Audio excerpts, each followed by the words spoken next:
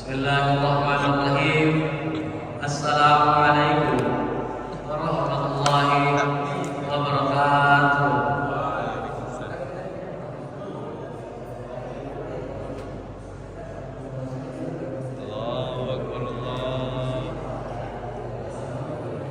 Innal hamdalillah nahmaduhu wa nasta'inuhu wa nastaghfiruh wa na'udzu billahi min shururi anfusina wa sayyiati a'malina may yahdihillahu fala mudilla lahu wa may yudlil fala hadiya lahu. Asyhadu an la ilaha illallah wa asyhadu anna Muhammadan abduhu wa rasuluhu wa habibuhu wa khaliluhu shalawatu rabbi wa salamuhu wa barakatuhu alaihi wa ala alihi wa sahbihi wa man tabi'ahum bi ihsanin ila yaumiddin. Wa ya ibadallah, usikum bittaqwallahi faqad fazal muttaqun. Wahai hamba-hamba Allah, saya wasiatkan kepada diri saya pribadi dan kepada semua yang hadir di tempat ini agar senantiasa bertakwa kepada Allah Azza wa Jalla. Kita tidak akan pernah berbahagia, kita tidak akan pernah terlepas dari penderitaan, dan kita tidak akan pernah dapat masuk ke surga kecuali kita menjadi hamba dan insan yang bertakwa. Jangan mati kecuali dalam kondisi Islam. Bukankah Allah berpesan, ya ayyuhalladzina amanu taqullaha haqqa tuqatih wa la tamutunna illa wa antum muslimun. Wahai orang-orang yang beriman, betapa seringnya Allah memanggil hamba-Nya dengan sifat yang mulia ini, ya ayyuhalladzina amanu. Sebagian kita sampai hari ini tidak tahu berapa kali Allah memanggil kita, sehingga bagaimana dia akan menjalankan perintah ilahi, bagaimana dia akan menggapai kebaikan-kebaikan dan terhindar dari keburukan, kalau dia tidak pernah mendengarkan panggilan Allah Azza wa Jalla. Terkadang ada pengumuman yang diumumkan, pengumuman itu biasanya merupakan hal-hal yang berharga dan diperlukan oleh orang-orang.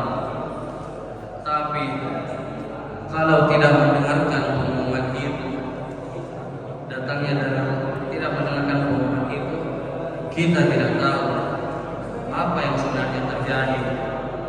Bagaimana kalau pengumuman itu datangnya dari Rabbul Alamin, Allah mengatakan, ittaqullah, bertakwalah kalian kepada Allah. Bukan sekadar di lisan, bukan sekadar dalam tulisan, bukan sekadar tampak dalam penampilan. Ingat, Allah tidak melihat kepada rupa kita, Allah tidak melihat kepada harta yang kita miliki, tidak melihat kepada mobil yang kita naiki, tidak melihat kepada rumah yang kita tempati, jabatan yang kita duduki. Allah tidak melihat ke sana, jemaah. Allah melihat kepada hati kita, amal perbuatan kita, dan tempatnya takwa. Kata Nabi alaihi salam, at-taqwa hahuna, di sini tempatnya takwa. Kalau sekedar tulisan, kalau sekedar dalam tulisan, dalam penampilan belaka, belum kita bertakwa dengan sebenarnya. Laksanakan perintah Allah, jauhi larangannya, walaupun tidak ada satupun yang memandang diri kita. Bersyukur, sebagian dari kita hidup mengeluh dan terus mengeluh. Tatkala harga minyak naik, tatkala minyak goreng langka, bagaimana mengeluhnya dia? Dia lupa bahwa yang memberikan rezeki kepada dia tatkala harga minyak goreng murah itu Allah, dan sekarang Allah yang memberikan rezeki. Ingat, syukuri nikmat yang Allah beri. Ingat kepada Allah, wala tamutunna illa wa antum muslimun. Kalian jangan mati kecuali dalam kondisi Islam. Ya, saya orang Islam, namun tidak ada jaminan kita akan mati dalam kondisi Islam. Siapa yang menjamin? Negerimu, keluargamu, KTP-mu? Tidak ada sama sekali. mana Rasul sallallahu alaihi wasallam mengatakan tentang akan datangnya masa yusbihu rajulun mu'minan wa yumsi kafiran. Pagi harinya ia beriman, sorenya dia sudah kafir. Yumsi mu'minan wa yusbihu kafiran. Sorenya dia beriman dan paginya ia telah kafir. Kenapa bisa terjadi seperti itu? Ya bihun dina bi aqadim minad dunya. Dia menjual agamanya. Dia menjual agamanya demi mendapatkan sedikit dari kenikmatan dunia. Kita semua memiliki kesempatan yang sama untuk masuk dalam surga, tapi kita juga punya kesempatan yang sama untuk menjadi penghuni neraka. Tidak ada bedanya yang berdiri di atas mimbar saat ini dan yang duduk di sana. Ikhwati billah, tanggal berapa hari ini? Sebagian dari kita hidup dengan kalender Masehi. Yang ada dalam benak dia hari ini merupakan tanggal 5. Ikhwati billah, apa perlu saatnya kita untuk berbangga dengan keberadaan umat Islam? Apa perlu tiba saatnya kita mengenang hijriyah, hijrahnya Nabi Muhammad SAW? Ada yang sampai mati tidak mengetahui tentang kalender ini. Ada, dia tidak peduli. Hari ini tanggal 24 Sya'ban. Ada apa dengan 24 Sya'ban? Kita lihat kehidupan biasa-biasa saja. Pasar masih tetap buka seperti biasanya. Sekolah juga yang berangkat sekolah masih tetap bersekolah. Banyak di antara umat Islam yang lupa dengan keutamaan bulan Sya'ban. Dengan izin Allah kita akan memasuki bulan Ramadan. Usama bin Zaid radhiyallahu ta'ala anhu, dia heran dengan sikap Nabi sallallahu alaihi wasallam di bulan Sya'ban. Ada perubahan dalam dirinya. Ya Rasulullah, arafat tasum. Rasulullah, aku melihat engkau berpuasa di bulan Sya'ban ini tidak seperti di bulan-bulan lainnya. Ada apa sebenarnya? Sedangkan sebagian dari kita tidak ada perubahan dalam diri kita. Apa jawab Rasulullah sallallahu alaihi wasallam? Zaka sahrun yaqbal anna baina Rajab wa Sya'ban. Bulan Sya'ban ini merupakan bulan yang dinaikkan oleh manusia, tidak diperlihatkan oleh mereka. Bulan ini bulan kejepit. Lokasinya ada di antara bulan Rajab yang merupakan salah satu bulan amal dan bulan Ramadan, bulan puasa yang semua umat Islam tidak memikir fadilah dan keistimewaan yang ada di dalamnya. Sya'ban ada di tengah.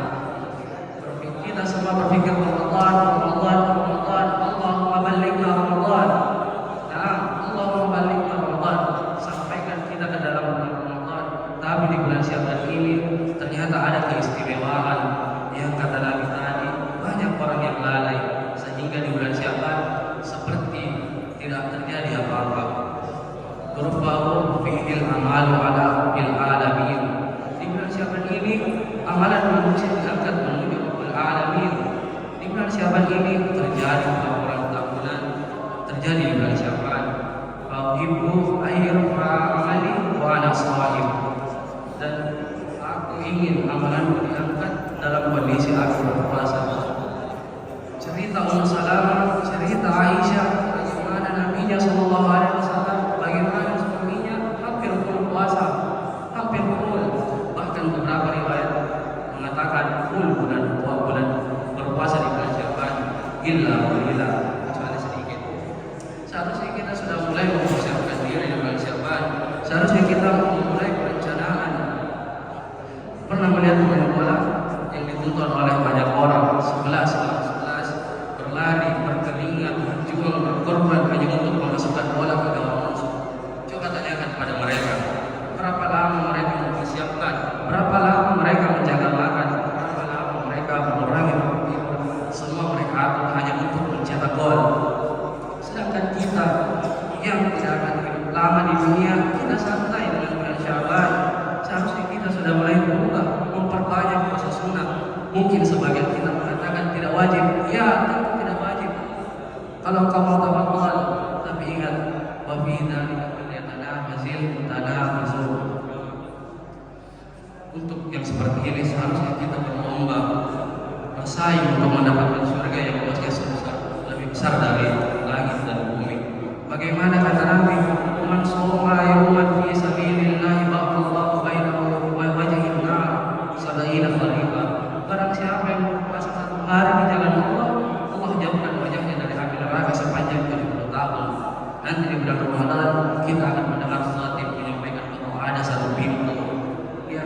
hadapan pintu surga, yaitu bainal qayyan, pintunya orang-orang yang puasa, bukan puasa Ramadan.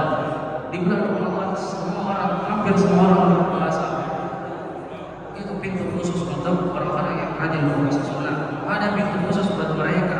Maka di sini di bulan Sya'ban, di bulan ini kita seharusnya mempersiapkan diri. Kalau pemain bola persiapannya berbulan-bulan hanya untuk sekali bermain, bagaimana kita untuk membuat saat pintu-pintu surga dibuka, pintu neraka ditutup, syaitan dibelenggu, menyeru mengatakan, ya bagi al-khair akbir, wahai orang-orang yang ingin kebaikan, yang suka kebaikan, ini saatnya. Tapi bagaimana kita akan berlomba-lomba? Kita tidak punya persiapan. Ahibati billah, pernahkah kita melihat orang ikut lari maraton sedangkan dia tidak pernah lari sebelumnya? Makanya kita lihat di bulan Ramadan ada sebenarnya. Kita melihat di bulan Ramadan ini menjadi bulan kuliner. Kita akan lihat dimanapun akan ada kuliner yang spesial yang hanya ada di bulan Ramadan. Kenapa? Ini bulan puasa, bukan bulan makan. Kenapa kita melihat harga naik? Ada apa sebenarnya? Karena sebagian yang menjadikan Ramadan bulan wisata kuliner. Ketika berbuka ia balas dendam makan yang enak-enak. Rasulullah tidak melarang hal ini, jamaah. Tapi contohlah Nabi, bulan ini adalah bulan untuk Allah meraih pahala. Bulan Sya'ban merupakan bulan Syahrul Sya'ban, Syahrul Qur'an. Bulan Sya'ban ini merupakan bulan pembacaan Quran, bulan penghafalan Quran. Bagaimana Qais bin Amr al-Mula'i ketika masuk bulan Sya'ban, tokonya tutup. Dia tutup tokonya. Bukan bulan Ramadan, dia mulai menutup tokonya sejak bulan Sya'ban. Lalu dia fokus meningkatkan ketakwaan. Ketika kita lalai terhadap bulan ini, bulan Sya'ban bulan dia, ketika kita setahun belum tentu khatam Quran. Imam Syafi'i dalam bulan Ramadan bisa mengkhatamkan Al-Quran 2 kali sehari semalam. Ini merupakan pertawakan mereka, tapi tidak dipungkiri bahwa ini merupakan latihan yang mereka lakukan. Saat ini saatnya kita berkemas mempersiapkan bulan Ramadan. Bertobatlah kepada Allah Azza wa Jalla, bersihkan hati kita dari segala kecintaan yang Allah Azza wa Jalla tidak mau ridai.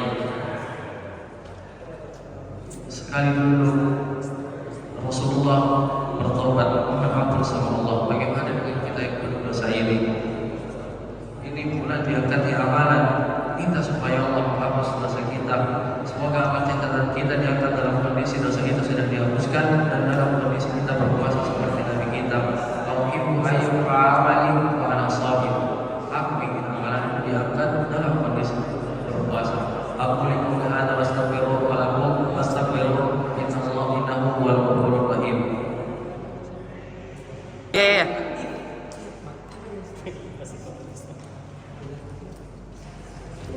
Alhamdulillah, nahmaduhu wa nasta'inuhu wa nastaghfiruh wa na'udzu billahi min shururi anfusina wa sayyi'ati a'malina. May yahdihillahu fala mudilla lahu wa may yudlil fala hadiya lahu. Asyhadu an la ilaha illallah wa asyhadu anna Muhammadar Rasulullah. Allahumma shalli ala Muhammad wa ala alihi wa sahbihi ajma'in. Maka dari itu saatnya kita meningkatkan ketakwaan dalam menyambut bulan Ramadan. Allahumma ighfir lil muslimina wal muslimat wal mu'minina wal mu'minat al ahya'i wal amwat innaka sami'un qaribun mujibud da'wat.